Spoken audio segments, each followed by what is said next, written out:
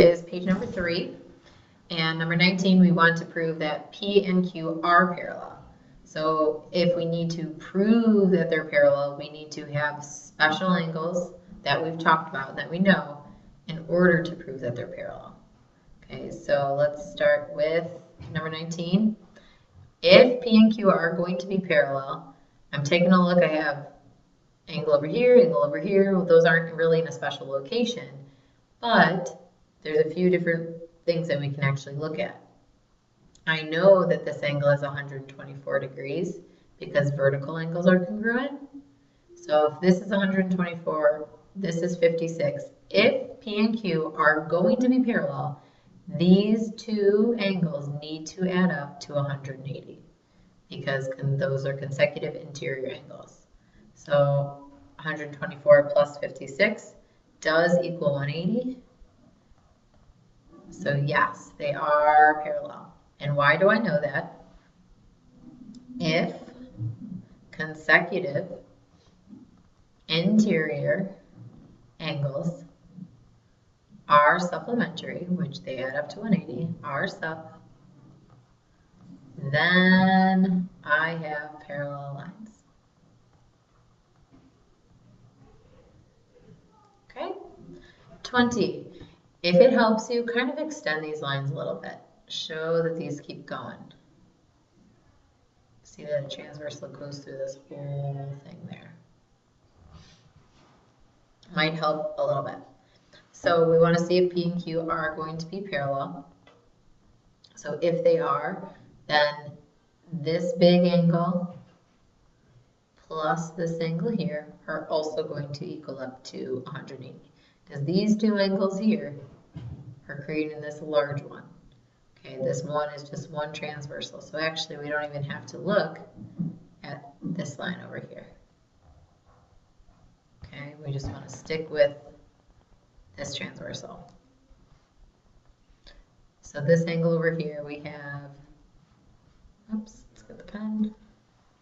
We have 53 plus 48 plus 79. If all three of these angles, because these two make up that one large one, plus this one, if they add up to 180, then we're good to go.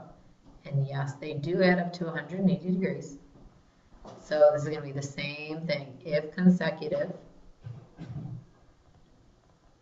interior angles are supplementary, then we have parallel lines. Okay, 21, same idea. If these are going to be parallel lines, then x has to be a specific number in order for these to be true. And here we have our consecutive interior angles. So we need to make sure that these angles add up to 180. So we have 7x plus 3x plus 30, and that equals 180. Then we have to combine like terms.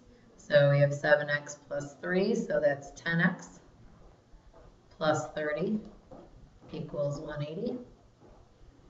And then we want to get x alone, so we're going to subtract 30 from both sides. So I'm left with 10x equals 150. And I'm going to divide by 10.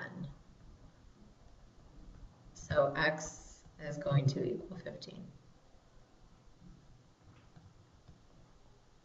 Oh man, there we go. All right. And here we have alternate exterior angles. Alternate exterior angles. If these are parallel, then they have to be congruent. If they're congruent, they can be equal to each other. So here we're going to have 2x plus 50 equals 5x minus 10.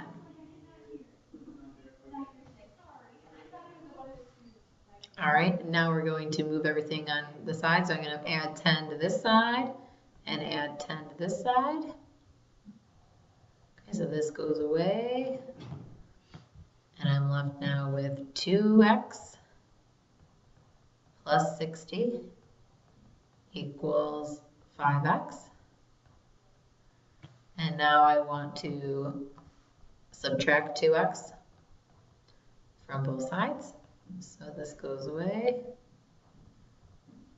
And now I am left with 60 equals 3x.